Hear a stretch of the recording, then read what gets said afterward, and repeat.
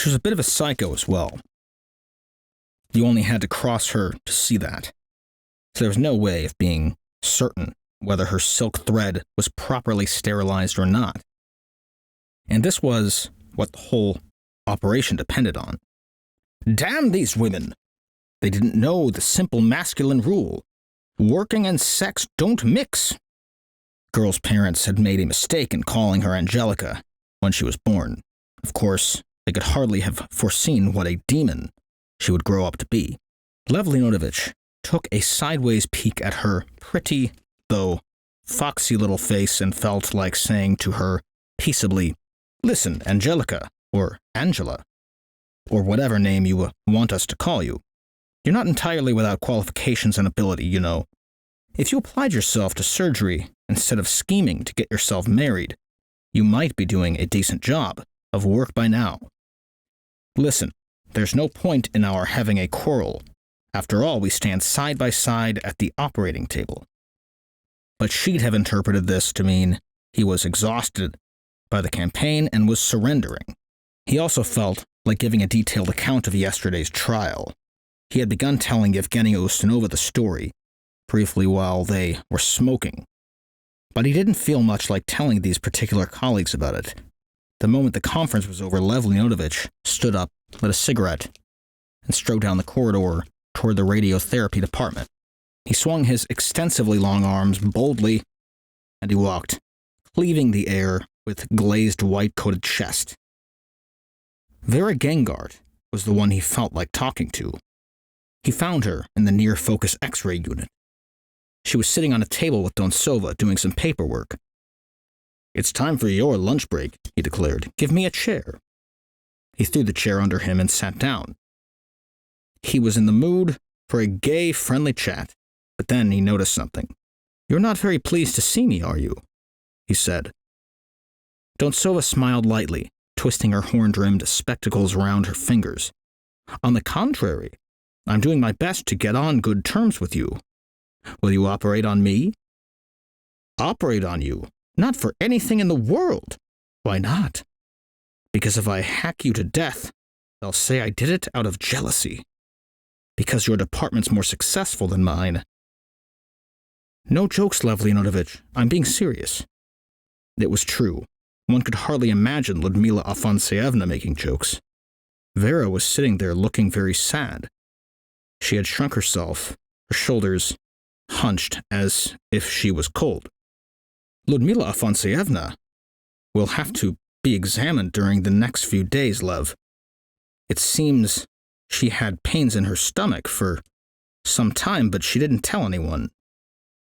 Fine oncologist she is.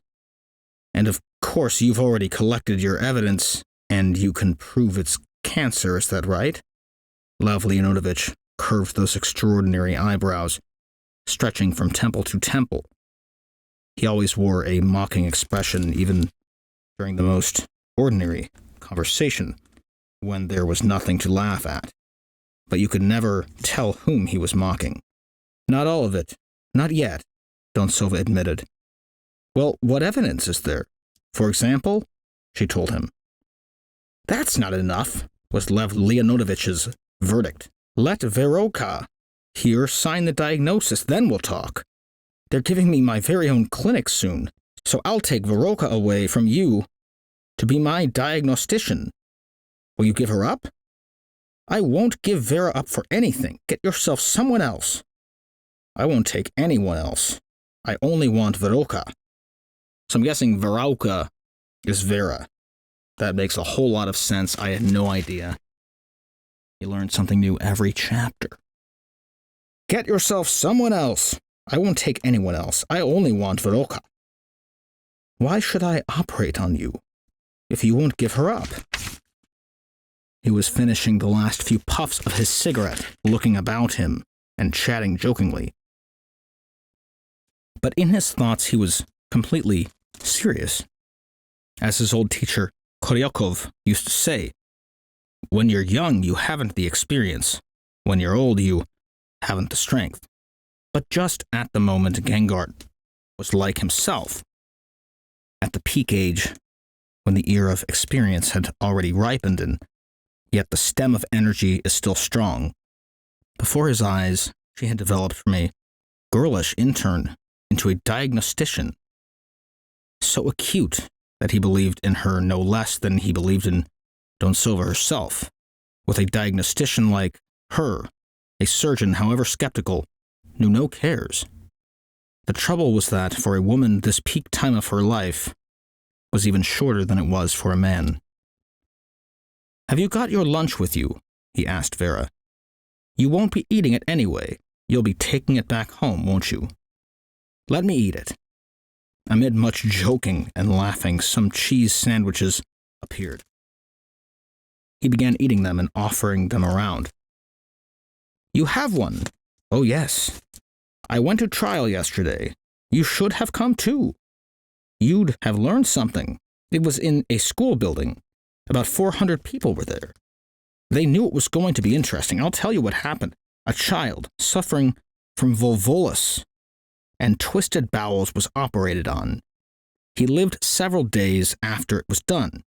He even started going out and playing games. This is established. Then his bowels got partially twisted again, and he died. The wretched surgeon had to put up with 8 months of investigation. Goodness knows how he went on operating all that time. Present at the trial were a representative of the city health service, the city's chief surgeon, and the public prosecutor. There is an asterisk next to the public prosecutor. The asterisk says, in a comradely court, this would not be an official public prosecutor, but someone put forward by medical public opinion for the purpose. So I'm guessing a fake public prosecutor or a private prosecutor? From the medical college. Present at the trial were a representative of the City of Health Service, the city's chief surgeon, and a public prosecutor of the medical college. Can you imagine? He went on and on about the surgeon's criminally negligent attitude. The parents were brought forward as witnesses. Fine witnesses they made. They said something about a blanket not being straight. It was all nonsense. As for the public, the doctor's fellow citizens, they just sat there staring, saying to themselves, "What bastards these doctors are!" Yet some of the public are doctors. We know how stupid it all is. We can see the whirlpool that's going to draw us in. It's bound to get us in the end. You today, me tomorrow. But still we say nothing. If I hadn't just come from Moscow, I'd probably have said nothing either. But after 2 refreshing months, their values seem to change. Both the Moscow values and local ones here. Cast iron barriers turn out to be made of rotten wood. So I stuck my neck out. I got up and made a speech. Are you allowed to make speeches? Well, yes, it's sort of a debate. I told them, you ought to be ashamed of yourselves, organizing this circus. I really gave it to them. They tried to stop me. They threatened to cut me short. How do you know a judicial error is any easier to make than a medical error? I said, this whole case should be under scientific investigation, not judicial at all. You should have got a group of doctors together, doctors and no one else, and had them do a qualified scientific analysis. Every Tuesday and every Friday, we surgeons take enormous risks. We walk into a minefield. Our work is entirely based on trust. A mother ought to entrust her child to us, not stand up as a witness against us in a courtroom. Lev Leonovich was getting excited all over again. He could feel something trembling in his throat. He had forgotten the unfinished sandwich. He tore his half-empty pack as he took out a cigarette and lit it. And this surgeon was Russian. If he'd been a German, or, let's say, a Yazid, his lips protruded as he drew out the soft Y at length. They'd all be crying, "Hang him! Why wait?" They clapped after I'd finished, but how could I have kept silent? If they're putting a noose around your neck, you have to tear it off. There's no point in waiting. Vera had been shaking her head from side to side all the time he was recounting this story. She was shocked. Her eyes expressed understanding, intelligence, and strained dismay. which was why Lev Leonovich liked telling her such things. Ludmila Afanasievna had looked puzzled as she listened. Now she shook her large head with its ashen, short-cropped hair. "I don't agree with you," she said. "What other way is there of dealing with us doctors? I remember once a surgeon sewed up a swab into a patient's stomach. They just forgot about it. Somewhere else they injected a physiological saline solution instead of Novocaine. There was another case where they let a leg go dead inside a cast. Somebody else made a mistake about dosage, gave 10 times the right amount. We do sometimes transfuse blood of the wrong group. We do inflict burns. What other way can they deal with us? They should pull us up by the hair like children. Ludmila Afanasievna, you're killing me," said Lev Leonovich, raising one large hand to his head, as if to protect it. "How can you talk like this? You of all people. This is a problem that goes beyond medicine. It's a struggle that concerns the nature of our whole society." Here's the answer, said Gangart, trying to make peace. She seized their arm to stop them waving them at each other. "Of course doctors must carry greater responsibility. But at the same time, their patient quota ought to be lowered by 2 or 3 times. Look at outpatients, 9 an hour. Isn't it appalling? Give us a chance to talk to each patient in peace and quiet, and to think in peace and quiet as well. When it comes to operations, a surgeon should do 1 a day, not 3. But Ludmila Afanasievna and Lev Leonovich carried on shouting at each other. They couldn't agree. Finally, Vera managed to calm them down. "What was the result, then?" she asked. Lev Leonovich unscrewed his eyes and smiled. "We saved him," he said. "The whole trial fizzled out. The only thing the court recognized was incorrect entries in the case history. But wait, that wasn't the end of it. After the verdict was pronounced, the City Health Service director made a speech, about how we aren't educating our doctors properly, or our patients, and how we don't hold enough trade union meetings. Then finally we had a speech from the chief city surgeon. What was his conclusion after all this? What was his message? 'Comrades,' he said, 'putting doctors on trial shows superb initiative, truly superb.'" Now that is fucking hilarious.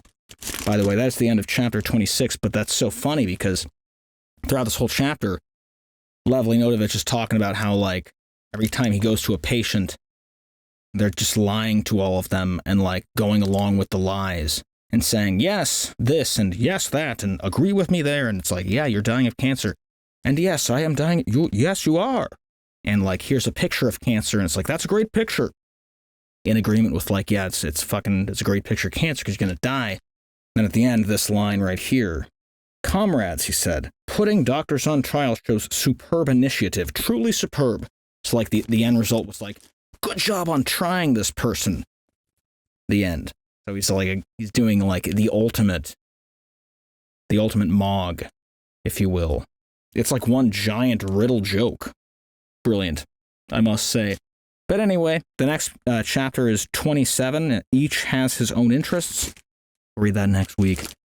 Thanks, everyone, for tuning in to the Carter Banks Hour. I'm Carter Banks. I typically make music. I do make music. And you can follow this YouTube channel at Carter Banks on YouTube. Follow me on Twitter at Carter Banks as well if you want to. And I'll be back with another chapter if you want to read the other chapters or listen to me read them of this book. All 26 of them. I'll leave a link below, and so on and so forth. Good night and stay safe. Thanks.